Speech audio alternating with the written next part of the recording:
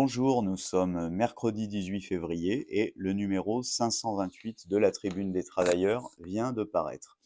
Alors l'actualité, c'est bien entendu les événements de Lyon. Vous lirez dans le journal le communiqué du Parti des Travailleurs daté du 17 février et un article de Daniel Gluckstein consacré à l'offensive contre la France insoumise. Mais l'actualité ne se résume pas à ça, même si ces événements occupent le devant de la scène médiatique. L'actualité, c'est bien entendu les conséquences terribles du budget que le gouvernement a fait passer à coup de 49.3. Les suppressions de postes par milliers dans l'éducation nationale, les coupes budgétaires qui pillent les services publics, les remises en cause des droits des assurés sociaux à travers les mesures contre la Sécu. Tout cela pose une question, coupe budgétaire, ce n'est pas par la division, c'est par l'unité qu'on fera reculer le gouvernement, comme le titre le journal cette semaine. Et dans ce numéro, vous lirez de nombreuses contributions de militants syndicaux qui interviennent dans les combats de classe en cours et qui posent cette question sous différents angles.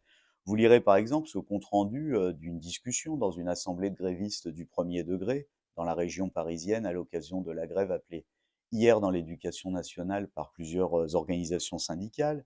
Ce militant qui sort du congrès de son union départementale à Paris et qui se félicite que les délégués rassemblés dans ce congrès ont réaffirmé leur attachement à la charte d'Amiens, aux revendications, ont cherché à rassembler, écartant toute une série de manœuvres tendant à diviser. Vous lirez ces témoignages d'une militante syndicale Force ouvrière dans le premier degré, dans les Côtes d'Armor, qui raconte comment un mouvement parti d'en bas a permis de réaliser l'unité sur les revendications d'annulation de toutes les suppressions de postes et l'exigence de la nomination du nombre d'accompagnantes d'élèves en situation de handicap, ou encore le témoignage de ce responsable syndical CGT des pompiers du Nord, qui rapporte comment l'unité entre les organisations syndicales sur des revendications précises a permis de rassembler 700 à 800 pompiers dans les rues de Lille le 29 janvier dernier et obtenir des créations de postes d'autant plus nécessaires dans ce secteur qu'il s'agit de la vie de la population. On lira également ces témoignages d'accompagnants d'élèves en situation de handicap qui, comme leurs collègues dans toute la France, se mobilisent dans le Pas-de-Calais parce qu'on ne peut pas vivre avec 1 000 €, comme elles le disent, et en même temps se pose le problème, est-ce que c'est pas en y allant tous ensemble dans l'unité qu'on arrachera les revendications? Ce qui amène l'éditorial, après avoir constaté les pressions de l'impérialisme américain et de l'impérialisme allemand sur le gouvernement Macron, estimant que celui-ci ne dépense pas assez dans le budget de guerre, alors que Macron a déjà augmenté de 6,7 milliards les dépenses militaires cette année. L'éditorial se conclut ainsi, déjà dans les grèves et les manifestations qui se multiplient dans l'éducation nationale, mais pas seulement. Les travailleurs expriment chaque jour davantage leur rejet de ce budget. Un budget jamais assez pour l'impérialisme américain et son comparse allemand, mais un budget bien trop pour les travailleurs et les jeunes en France. Y a-t-il quoi que ce soit qui puisse expliquer et justifier le refus des dirigeants des confédérations syndicales d'appeler dans l'unité à la mobilisation contre ce budget et ses conséquences? Voilà une discussion que le journal permet de porter parmi les travailleurs, parmi les militants, car c'est une discussion indispensable pour aider à bloquer ce gouvernement.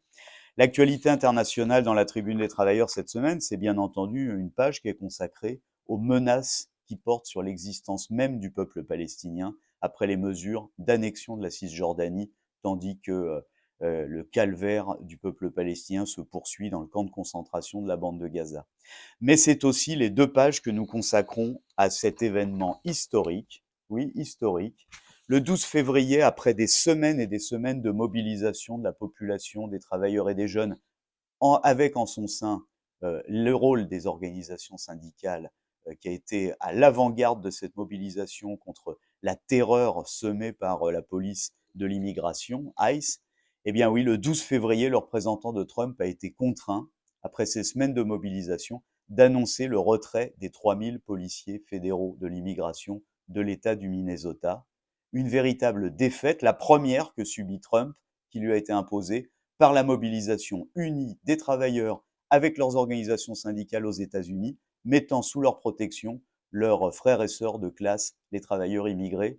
eh bien, lisez ce que disent les militants américains dans la Tribune des travailleurs. C'est un point d'appui pour les travailleurs du monde entier face à la politique de guerre, de surexploitation, de misère dont Trump est l'un des représentants et il n'est évidemment pas le seul.